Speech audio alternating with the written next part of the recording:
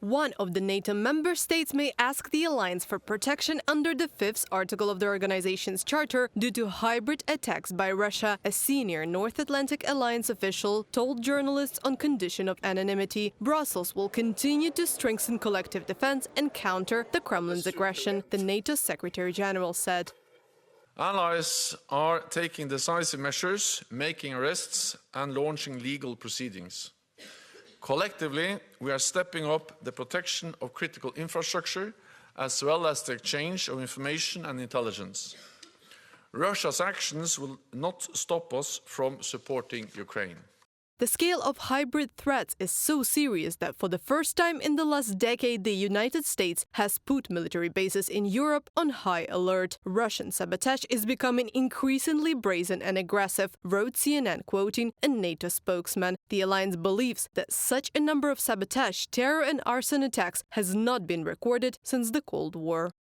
The intelligence which the US received within the last 2 weeks and has not been previously reported was deemed alarming enough to implement additional safety protocols, the sources said. Several US military bases in Europe raised their alert level to Force Protection Condition Charlie, which applies when an incident occurs or intelligence is received indicating some form of terrorist action or targeting against personnel or facilities is likely, according to the US Army from a publication on CNN. A long-term strategy to counter and contain Russia's aggressive actions is needed. We are also seeing a coordinated policy of hybrid activities by Russia across Europe.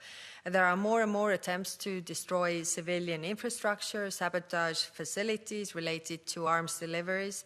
As part of our reaction, we need to connect the dots. These are not isolated events, but part of a bigger picture. And this means that we have a shared understanding of the threat, and we also need to expose those activities in public. In addition to physical harm, the Kremlin continues to attack the information and cyberspace of Ukraine's allies. Specialists from the US Department of Justice have exposed a Russian bot farm. Hackers created fake accounts of supposedly Americans in social networks. They spread pro-Kremlin narratives and criticized support for Ukraine. Washington believes that sub-sanctioned propaganda TV channel Russia Today may be involved in the organization of the bot farms.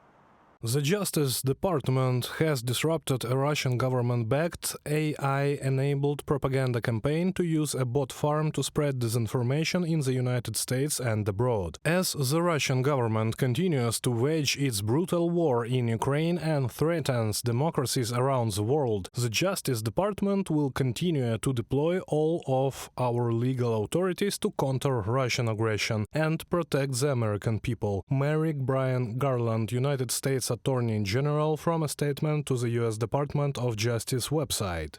The U.S. National Intelligence Agency considers Russia the most active foreign threat to the country's presidential election. Reported by Anastasia Tarnavska, Larissa Petruk, UATV News.